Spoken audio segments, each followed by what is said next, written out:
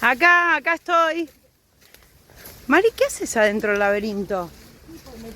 Che, Mari, no prendas nada acá, ¿eh? No para fumar, ¿eh?